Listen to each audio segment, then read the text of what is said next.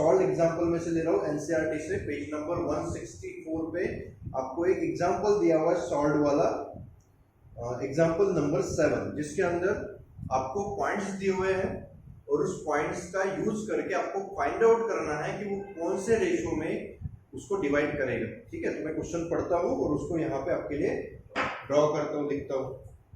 देखो, in what ratio does the point minus 4 6 divide the line segment joining the point A minus 6 10 and B 3 minus 8। तो हमारे पास एक line segment है। सबसे पहले मैं यहाँ पे एक लाइन सेगमेंट ड्रॉ करूंगा और उस लाइन सेगमेंट के अंदर एक पॉइंट है जो उसको डिवाइड कर रहा है। ठीक है, और वो कौन से रेशियो में डिवाइड कर रहा है यही आपको फाइंड आउट करने के लिए बोला गया। तो मैं यहाँ पे एक लाइन सेगमेंट ड्रॉ कर रहा हूँ। इस लाइन सेगमेंट में मैं 2 पॉइंट ले लेता हूँ, point A and point B.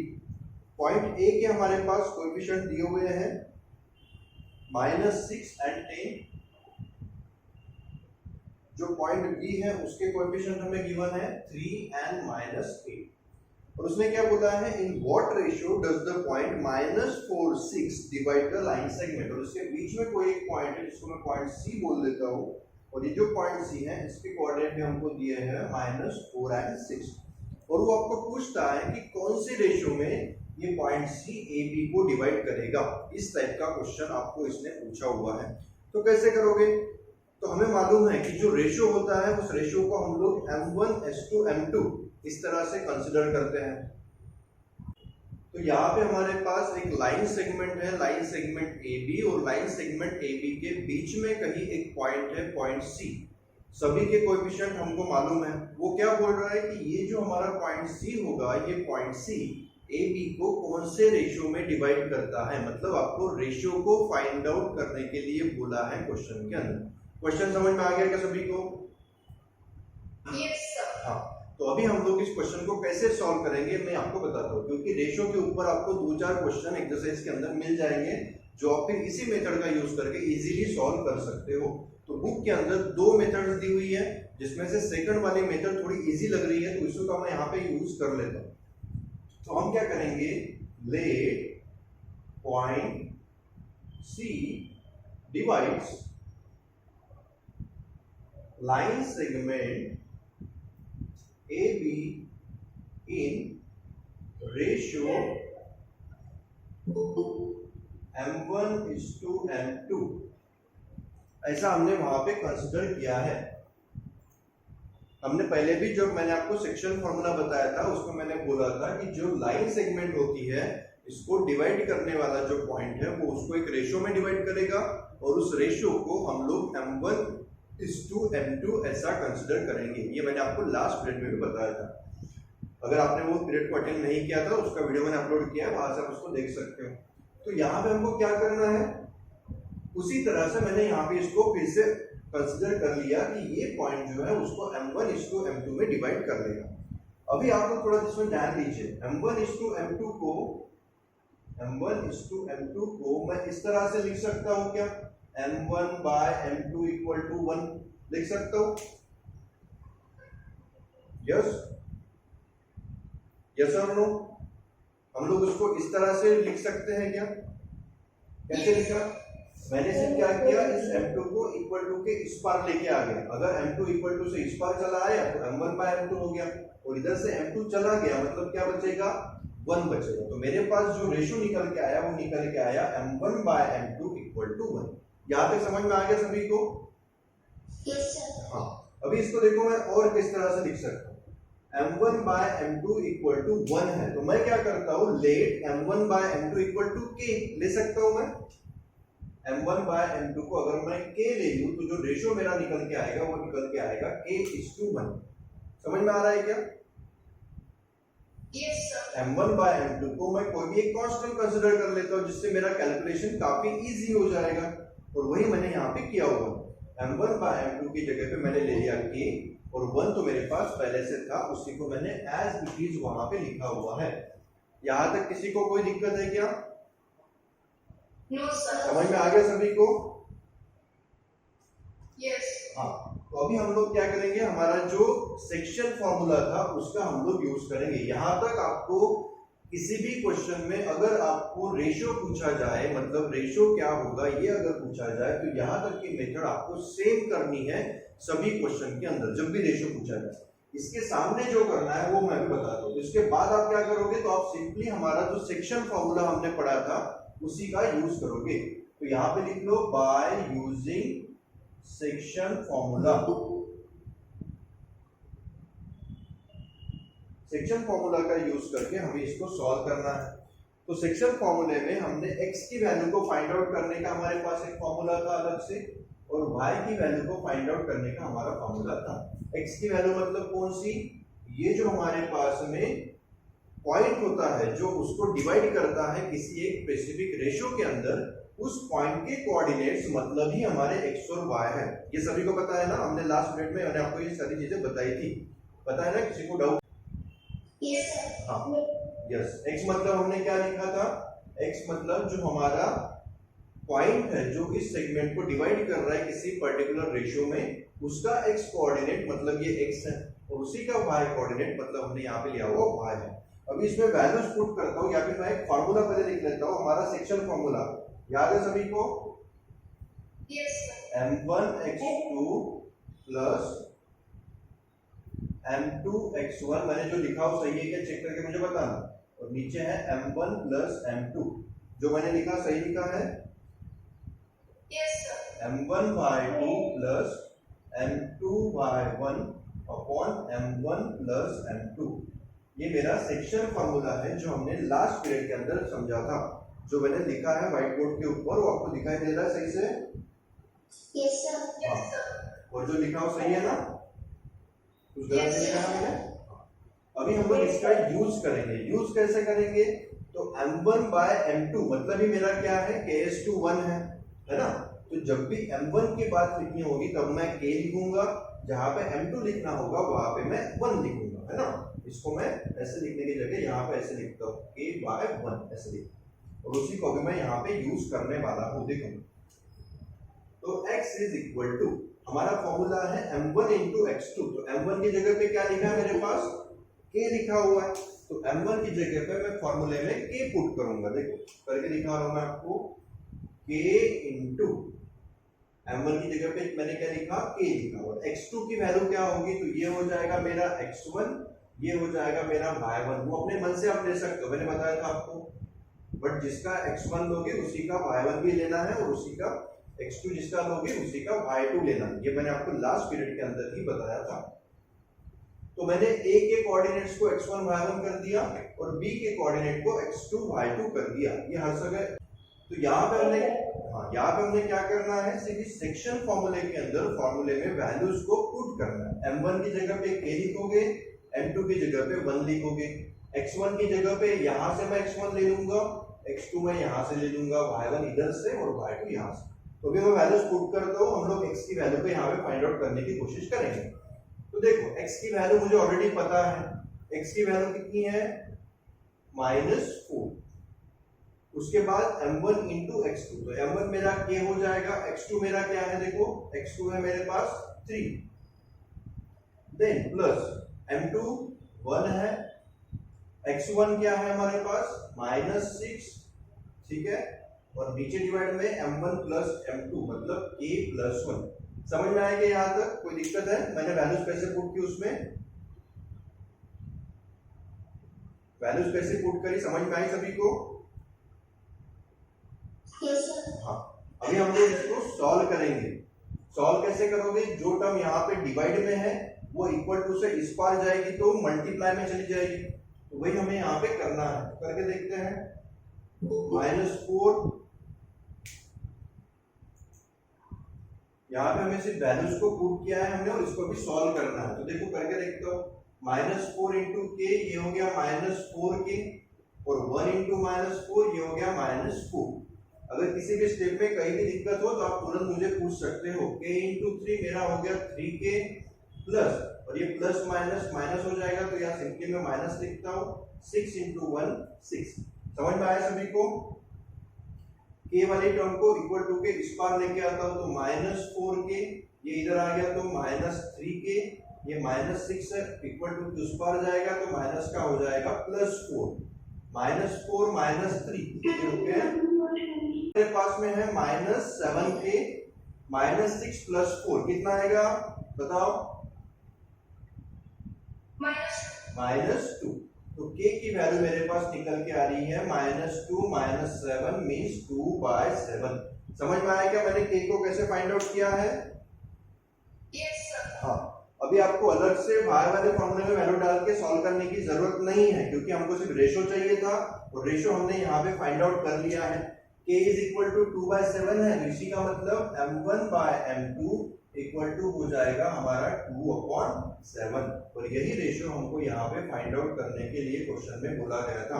किसी को कोई दिक्कत है क्या? हमने रेशो कैसे फाइंड आउट किया इसमें? Understood, sir. हाँ, तो अभी आपको अगर रेशियो कभी पूछा जाए, जैसे आपके एक्सरसाइज 7.2 में काफी 3-4 क्वेश्चन शायद से दिए हुए हैं जो कि रेशियो के ऊपर है, तो वो सभी क्वेश्चन अभी आप लोग कर पाओगे? कोई दिक्कत आएगी? तो काफी सिंपल था, और इसी तरह से आपको हर बार करना है। आपको सिर्फ इतना ही ध्यान में रखना है, हमेशा आप लोग इस तरह से वहां पे सेगमेंट में लिखोगे, और ये इतना जो पोर्शन है वो आपका कॉमन रहेगा सभी के लिए। m1:m2 इक्वल टू हमने 1 ले लिया, इधर से इसको रीअरेंज करके और इक्वल टू k/1 लेके फिर वही वैल्यूज को हमको इक्वेशन में पुट करके किसी भी एक इक्वेशन में कर सकते हो, x वाले करो या फिर y वाले करो, आपका रेशियो आपको मिल जाएगा और वही रेशियो आपका फाइनल आंसर है उस टाइप के क्वेश्चंस के अंदर। ठीक है, इसका आप एक स्क्रीनशॉट लेके रख सकते हो, बाद में फिर उसको आप आराम से लिख सकते हो अपने बुक में, रजिस्टर में। इसके अलावा और कौन से टाइप के क्वेश्चन है वो मैं एक बार अपने देख लेता हूँ। जैसे एक क्वेश्चन एग्जांपल नंबर 10 दिया हुआ है, देखो शॉर्ट एग्जांपल में एक एग्जांपल नंबर 10 दिया हुआ है, उस टाइप के भी कुछ क्वेश्चंस आपको एक्सरसाइज में देखने को मिलेंगे, वो भी मैं बता देता हूँ, ताकि उस टाइप के भी क्वेश्चन अगर एक्सरसाइज में पूछे जाए तो इजीली उनको सॉल्व कर सको। ठीक है, करो सॉल्व करने की। अभी मैं आपको एग्जांपल नंबर 10 एक समझा देता हूँ, उसी टाइप के कुछ क्वेश्चन आपको एक्सरसाइज में मिल जाएंगे। देखो, इफ द पॉइंट्स a 6 1, हमें पॉइंट्स के कोऑर्डिनेट्स दिए हुए हैं, वो मैं यहाँ पे लिख लेता हूँ। एग्जांपल नंबर 10, a के कोऑर्डिनेट्स हमको दिए हुए हैं 6 1, देन b के कोऑर्डिनेट्स हमारे पास में है 8 and 2, c के कोऑर्डिनेट्स हमारे पास में है 9 and 4, D के कोऑर्डिनेट्स हमारे पास में है P and 3। तो यहाँ पे आप देख पा रहे होंगे कि हमारे पास 4 कोऑर्डिनेट्स दिए हुए हैं, और चारों कोऑर्डिनेट्स में के सभी पॉइंट्स हमको मालूम है, सिर्फ एक ही ऐसा पॉइंट है जिसका x कोऑर्डिनेट हमको मालूम नहीं है ना? दिखाई दे रहा है सभी को? यस। इसलिए क्वेश्चन में देखो हमको बोला क्या है, are the vertices of a parallelogram. ये क्या है? एक पैरेललोग्राम के वर्टाइसेस है। तो ये मैंने यहाँ पे एक पैरेललोग्राम ड्रॉ कर दिया। सबसे पहले तो आप मुझे बताओ पैरेललोग्राम होता क्या है, उसकी क्या क्या प्रॉपर्टीज आपको मालूम? C के कोऑर्डिनेट्स हमारे पास में है 9 and 4, D के कोऑर्डिनेट्स हमारे पास में है P and 3। तो यहाँ पे आप देख पा रहे होंगे कि हमारे पास 4 कोऑर्डिनेट्स दिए हुए हैं, और चारों कोऑर्डिनेट्स में के सभी पॉइंट्स हमको मालूम है, सिर्फ एक ही ऐसा पॉइंट है जिसका x कोऑर्डिनेट हमको मालूम नहीं है ना? दिखाई दे रहा है सभी को? यस। इसलिए क्वेश्चन में देखो हमको बोला क्या है, are the vertices of a parallelogram. ये क्या है? एक पैरेललोग्राम के वर्टाइसेस है। तो ये मैंने यहाँ पे एक पैरेललोग्राम ड्रॉ कर दिया। सबसे पहले तो आप मुझे बताओ पैरेललोग्राम होता क्या है, उसकी क्या क्या प्रॉपर्टीज आपको मालूम है? यस, एनीवन बताओ। हाँ, मैं आपसे क्वेश्चन पूछ रहा हूँ कि जो पैरेललोग्राम है, वो पैरेललोग्राम की आपको कौन सी प्रॉपर्टी मालूम है, वो बताइए मुझको। हाँ, पैरेललोग्राम के डायगोनल एक दूसरे को बाइसेक्ट करते हैं। इसके अलावा और कौन सी प्रॉपर्टी मालूम है आपको पैरेललोग्राम की? Opposite sides are equal. हाँ, अपोजिट साइड इक्वल होती है, और डायगोनल्स आर नॉट इक्वल। हाँ, डायगोनल्स उसके इक्वल नहीं होते हैं। और क्या क्या पता है आपको?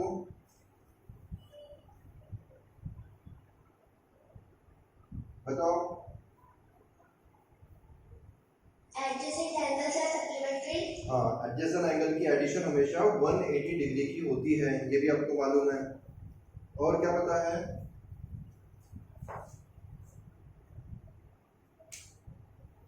और क्या क्या मालूम है? सबसे इंपॉर्टेंट प्रॉपर्टी आपने नहीं बताई, पैरेललोग्राम के अपोजिट साइड एक दूसरे के साथ पैरेलल होते हैं, है ना, इसीलिए हम लोग उसको क्या बोलते हैं? पैरेललोग्राम। याद है सभी को? अभी यहाँ पे हमें जो प्रॉपर्टी यूजफुल है वो कौन सी प्रॉपर्टी है जो हमें आकांक्षा ने सबसे पहले बताई थी? कौन सी प्रॉपर्टी बताई थी?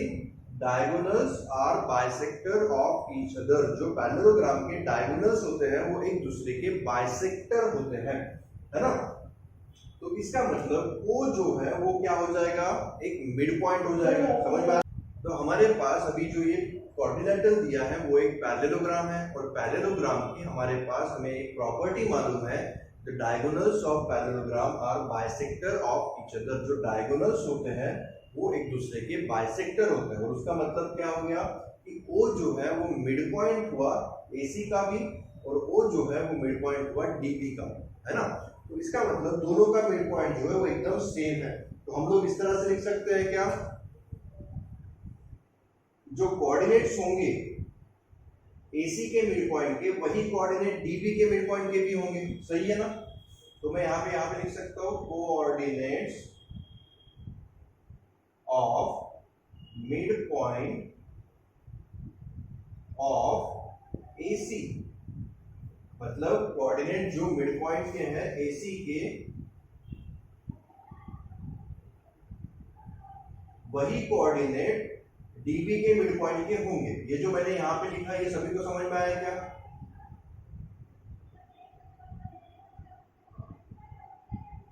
यस।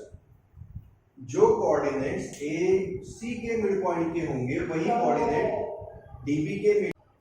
देखो, मैं हमारे पास जो न्यूमेरिकल है उसमें बोला गया था कि हमारे पास एक पैरेललोग्राम है, उस पैरेललोग्राम के चारों जो हमारे कोऑर्डिनेट्स है, वर्टाइसेस है, उनके हमें कोऑर्डिनेट्स दिए हुए थे। सिर्फ एक ही वर्टाइसेस ऐसा था जिसका x कोऑर्डिनेट हमको मालूम नहीं है, तो उसको फाइंड आउट करने के लिए ही हम लोग ये सभी चीजों को यहाँ पे अप्लाई कर रहे हैं। तो हमें जो फॉर्मूला पता था या फिर जो प्रॉपर्टी पता थी उसी प्रॉपर्टी को मैं यहाँ पे यूज कर रहा हूँ। प्रॉपर्टी में हमें मालूम है पैरेललोग्राम के जो डायगोनल्स होते हैं वो एक दूसरे के बाइसेक्टर होते हैं, है ना। इसका मतलब क्या हो गया? O is the mid point of AC and O is the mid point of DB। जो मैंने अभी बताया वो सही है। O जो है AC का भी और DB का भी मिड पॉइंट हो जाएगा। सही है ना? यस। हाँ, अभी साउंड सभी को क्लियर आ रहा है ना? कोई दिक्कत नहीं है ना? बीच बीच में साउंड का इशू आता है बट वो थोड़ी देर में अपने आप ही रिजॉल्व हो जाता है, उसमें कोई दिक्कत नहीं है। ऐसा कुछ रात मुझे बता दिया करो, मैं थोड़ी देर रुक के फिर वापस से कंटिन्यू करता हूँ। तो मैंने यहाँ पे लिख लिया coordinates of point mid point of AC are equal with coordinates of mid point of DB, क्योंकि दोनों का मिड पॉइंट सेम ही है। ये बात समझ में आ गई आपको? Yes sir. हाँ, अभी देखो यहाँ पे अगर हमें यहाँ पे इसका रेशो अगर निकालना रहेगा, मतलब यस, AO का OC के साथ अगर रेशो निकालना है, मतलब O जो है वो AC को कौन से रेशो में डिवाइड करता है, तो हमें मालूम है 1:1 के रेशो में। सही है क्या? Yes sir. हाँ, मैंने यहाँ पे 1:1 का रेशो क्यों बोला?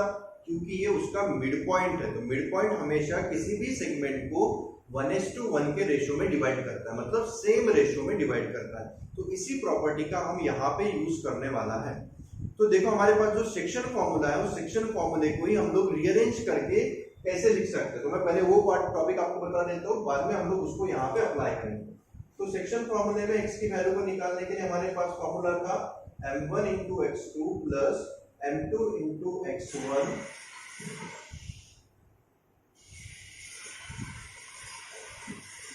हाँ, अपना माइक बंद कर लीजिए अनुज। यस। हाँ, माइक बंद रखो, जब भी मैं आपको कोई क्वेश्चन पूछो तभी ऑन करना, तो फिर थोड़ा नॉइस क्रिएट होता है। तो x की वैल्यू को निकालने के लिए हमारे पास जो सेक्शन फॉर्मूला था वो था m1 into x2 plus m2 into x1 divided by m1 plus m2। इसमें अगर मेरी m1 और m2 की वैल्यू सेम हो जाती है, मतलब 1:1 का रेशियो हो जाता है, तो फॉर्मूला देखो क्या बनेगा, x2 प्लस x1 अपॉन 2, ऐसा फॉर्मूला बनेगा। समझ में आएगा सभी को?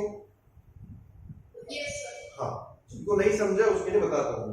m1 की वैल्यू 1 है, m2 की वैल्यू 1 है, तो 1 इंटू x2 मतलब x2 हो गया, 1 इंटू x1 मतलब फिर से x1 हो गया, और 1 प्लस 1 मतलब 2 हो गया। ये कब अप्लाई होगा? जब भी आपका जो पॉइंट है, मतलब जो पॉइंट उस सेगमेंट को डिवाइड कर रहा है, वो पॉइंट अगर मिडल पॉइंट है, मतलब मिड पॉइंट है, बीच में है, एकदम सेंटर में, तो वैसी कंडीशन में हम लोग m1:m2 का रेशियो 1:1 ले सकते हैं। ये बात समझ में आ गई आपको? Yes, sir. हाँ, और उसी का यूज हम लोग यहाँ पे भी करने वाले हैं। यहाँ पर हमारे पास जो O है वो AC का मिड पॉइंट है, जो O है वो DB का भी मिड पॉइंट है, तो यहाँ पे हमें रेशियो में m1:m2 को कंसिडर करने की जरूरत नहीं है। हम directly x2 plus x1 divide by 2 के फॉर्मूले से उनको फाइंड आउट कर सकते हैं। तो वही मैं यहाँ पे अभी करने वाला हूँ। तो मेरे पास जो कोऑर्डिनेट्स है मिड पॉइंट के ऑफ AC वो इक्वल है coordinates of mid point of BC के साथ। तो मैं भी इनके कोऑर्डिनेट्स लिख लेता हूँ। देख, सबसे पहले x कोऑर्डिनेट लिखूंगा, उसके बाद y कोऑर्डिनेट, और इधर भी सेम, पहले लिखूंगा x कोऑर्डिनेट और बाद में लिखूंगा y कोऑर्डिनेट। तो x कोऑर्डिनेट कौन सा होगा? देखो थोड़ा सा, मुझे कौन सा चाहिए? AC। तो पहले AC को देख लो, AC को मेरा ये x1 लेता हूँ, y1 लेता हूँ, इसको लेता हूँ x2 y2, ठीक है। AC के लिए मैं पहले पॉइंट्स को लिख रहा हूँ, ये चीज ध्यान में रखो। तो AC के लिए अगर लिखना है तो x कोऑर्डिनेट के लिए क्या होगा? x कोऑर्डिनेट की एडिशन करो, मतलब 6 प्लस 9/2, सही है? जो लिखा हो समझ में आया आपको? Yes, sir. हाँ, हमने क्या किया है? x1 प्लस x2/2, जो मैंने अभी यहाँ पे आपको निकाल के दिखाया था ना, वही मैं यहाँ पे यूज कर रहा हूँ। x1 प्लस x2/2, तो x1 है मेरा 6, x2 है मेरा 9, तो 6 प्लस 9/2। सेम मैं y के साथ भी करूंगा, y1 प्लस y2/2, तो y1 मेरा है 1 प्लस y2 है मेरा 4 और डिवाइड बाय 2। इस तरह से मैंने वहां पे लिख दिया। समझ में आया क्या? किसी को भी दिक्कत है तो बताओ, ऐसा कोई प्रॉब्लम नहीं है। सिर्फ आकांक्षा को समझ में आ गया तो नहीं होगा, सभी को समझ में आना चाहिए। किसी को भी डाउट है कि इसमें? हाँ, समझ में आ गया, ठीक। यस, तो जैसा मैंने AC के लिए किया वो सेम मैं यहाँ पे DB के लिए भी करूंगा। उसके भी x कोऑर्डिनेट को और y कोऑर्डिनेट को आपको सेम मेथड से यहाँ पर फाइंड आउट करना है। तो देखो अभी DB के लिए, अभी इसको मैं रख कर देता हूँ यहाँ से, इसकी कोई जरूरत नहीं है। अभी मेरा x1 वाला पॉइंट ये हो जाएगा, x2 ये हो जाएगा, ये हो जाएगा y1, ये हो जाएगा मेरा y2। तो सबसे पहले x निकालना है, तो x1 प्लस x2। मैं DB की बात कर रहा हूँ, तो DB के ही कोऑर्डिनेट्स आपको कंसीडर करने हैं। ये चीज के ऊपर आपको ध्यान देना है, कंफ्यूज नहीं होना है, ठीक है ना। तो DB के लिए x वाले कोऑर्डिनेट्स कौन से हैं? 8 प्लस p, तो यहाँ पे लिखूंगा 8 प्लस p। सर क्या समझ नहीं आ रहा है? यस, फिर से एक बार बता दो। देखो हमारे पास जो कोऑर्डिनेट्स हमें लिखने हैं वो कौन से लिखने हैं? x वाले कोऑर्डिनेट्स और y वाले कोऑर्डिनेट पर्टिकुलर पॉइंट के लिए। जैसे हमने इस साइड में क्या किया, हमने क्या किया, सबसे पहले AC के लिए x का कोऑर्डिनेट निकाला उसका, और AC के लिए ही y का कोऑर्डिनेट निकाला। x कोऑर्डिनेट निकालने का फॉर्मूला मैंने अभी आपको बताया था, मिड पॉइंट के लिए क्या होता है? x1 plus x2 divide by 2। इससे आपकी x की वैल्यू निकलेगी। ये समझ में आया क्या दीदी? ये हम लोग कब करते हैं? देखो मेरे पास एक सेगमेंट है, ये मेरे पास सेगमेंट है, फॉर एग्जांपल सेगमेंट AB, और इसका कोई मिड पॉइंट है जो कि है पॉइंट C, ठीक है। अगर हमारे पास कोई सेगमेंट है, उस सेगमेंट का कोई एक मिड पॉइंट है, तो ये मिड पॉइंट इस AB को 1:1 के रेशियो में डिवाइड करेगा। सही है क्या Aditi? Yes, reply. Yes, okay, sir. हाँ, तो आपको ये समझ में आ गया होगा कि अगर AB जो है उसका कोई मिड पॉइंट है पॉइंट C, तो ये इसको सेम रेशियो में डिवाइड करेगा ना, मतलब ये और ये वैल्यू सेम हो जाएगी। मतलब मैं बोल सकता हूँ AC is equal to BC, सही है। और AC इक्वल टू BC है, मतलब इसका रेशियो क्या रहेगा? 1:1। अभी समझ में आया क्या दीजिए आपको? हाँ सर। हाँ, तो यही 1:1 की वैल्यू अगर हम लोग फॉर्मूले में पुट करेंगे, जो हमारा सेक्शन फॉर्मूला था, तो उसमें m1 की जगह पे भी 1 आ जाएगा और m2 की जगह पे भी 1 आ जाएगा, और उसके कारण हमारा जो नया फॉर्मूला बनेगा वो ऐसा बनेगा x1 प्लस x2 बाय 2, क्योंकि m1 की वैल्यू 1 है तो 1 से कोई फर्क नहीं पड़ेगा, और इधर भी m2 की वैल्यू 1 होने से इसकी भी value x2 as it is ही रहेगी, x2 into 1 मतलब x2 ही हो गया, और नीचे m1 plus m2 है तो 1 plus 1 मतलब 2 हो गया। इस तरह से हमने ये फॉर्मूले को क्रिएट करा है। अभी समझा क्या आपको आदिति और बाकी भी बच्चे, सबको समझ में आया क्या? हाँ, तो हमने ये फॉर्मूले से क्या फाइंड आउट किया, x का नया फॉर्मूला जो कि बन चुका है x1 plus x2 divide by 2। But ये कहाँ पे अप्लाई होगा, जब भी आपका मिड पॉइंट अगर आपको दिया हुआ है या फिर बताया जाए कि given point is the mid point of the segment, ऐसा जब भी दिया जाए तभी हम लोग ये फॉर्मूले को यूज करेंगे, नहीं तो हम लोग नॉर्मल वाला सेक्शन फॉर्मूला ही यूज करेंगे। तो यहाँ पे हमें ये मिड पॉइंट पता है और इसीलिए मैं यहाँ पे इस वाले फॉर्मूले को यूज कर रहा हूँ। तो ये फॉर्मूले को यूज करके मैंने इसके कोऑर्डिनेट्स को निकाल लिए। अभी सेम मैं यहाँ पे भी कर रहा हूँ db के लिए। तो db का x कोऑर्डिनेट था मेरा 8, ठीक है ना, इसका मैं वीडियो बना रहा हूँ, वहां से आप इसको थोड़ा सा एक बार देख लेना, बीच में थोड़ा सा वॉइस का इशू आ रहा है। सिद्रा अभी आपको फुर्सत मिली क्या 9:45 बजे पीरियड खत्म होने के बाद? टाइम पे ज्वाइन करते जाओ ना क्लास को। 10 मिनट लेट समझ में आता है, अब तो पूरा एक पीरियड लेट हो गए। तो यहाँ पर देखो हमें करना क्या था, x1 plus x2 divide by 2। तो मैंने देखो वही किया है, x1 plus x2 divide by 2। अभी लिखूंगा y1 plus y2 divide by 2, तो y1 है मेरे पास 2 प्लस y2 है मेरे पास 3 और डिवाइड बाय 2। इस तरह से मैंने इसको लिख लिया। समझ में आया मैंने कैसे लिखा है ये एवरीवन? हाँ, तो अभी हम लोग क्या करेंगे, इसको सिर्फ मैं सिंपली सॉल्व करने वाला हूँ। देखो 6 plus 9 कितने हो गए बताओ? 15/2 और इधर है 5/2। सेम इस साइड में भी, ये तो इसमें कुछ नहीं कर सकता हूं मैं, 8 plus p/2 और इधर है 5/2, ठीक है।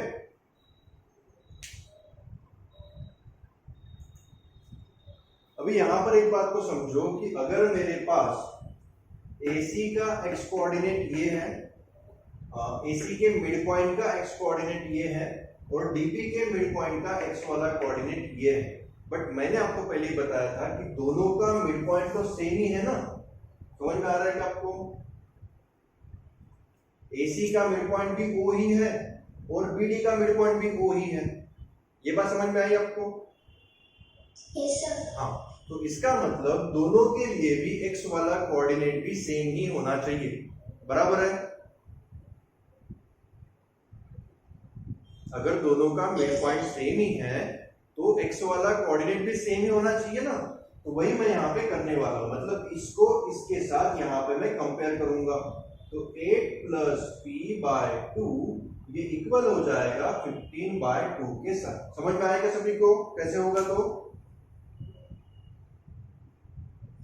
हाँ, क्योंकि दोनों का x कोऑर्डिनेट सेम ही है, क्योंकि दोनों का मिड पॉइंट सेम ही है। अगर मिड पॉइंट सेम है तो उसका x कोऑर्डिनेट भी सेम होगा, y कोऑर्डिनेट भी सेम होगा, और इसी को यूज करते हुए मैंने यहाँ पे लिखा 8 plus p/2 is equal to 15/2। अभी देखो इसको सॉल्व करेंगे, रीअरेंज करता हूँ मैं, इसको सॉल्व करता हूँ। ये 2 इक्वल टू से इस पार जाएगा तो मल्टीप्लाई में हो जाएगा 2 8 plus p इक्वल टू 15 2 जा 30। तो 8 plus p इक्वल टू हो जाएगा, 2 डिवाइड में चला गया तो 30 डिवाइड बाय 2, मतलब 8 plus p इक्वल टू 15। तो p की वैल्यू कितनी हो जाएगी बताओ? 15 minus 8 मतलब यस 7। तो यहाँ पे आपकी p की वैल्यू निकल के आ रही है 7, और आपको क्वेश्चन के अंदर उसने वही पूछा था, what is the value of p। जो आपने p की वैल्यू यहाँ से फाइंड आउट कर ली, निकल के आ रही है हमारे पास। समझ में आएगा आपको ये क्वेश्चन? Yes sir. अगर अभी भी कोई डाउट है तो मैंने इसको साथ में रिकॉर्ड भी किया, वो वीडियो में बाद में अपलोड कर दूंगा, वहां से आप इसको एक बार देख लेना। और अभी मैंने आपको जो 2-3 क्वेश्चन यहाँ पे समझा है उनका यूज करके आपको कंप्लीट एक्सरसाइज को सॉल्व करना है। जिन्होंने ऑलरेडी सॉल्व कर लिया है उनकी बहुत अच्छी बात है, जिन्होंने अभी भी सॉल्व नहीं किया है वो सॉल्व करके मुझे उसके पिक्चर्स मेरे व्हाट्सएप पे भेज दोगे। और फिर भी अगर किसी क्वेश्चन में डाउट रहता है तो वो डाउट आप मुझे नेक्स्ट पीरियड में पूछ लेना।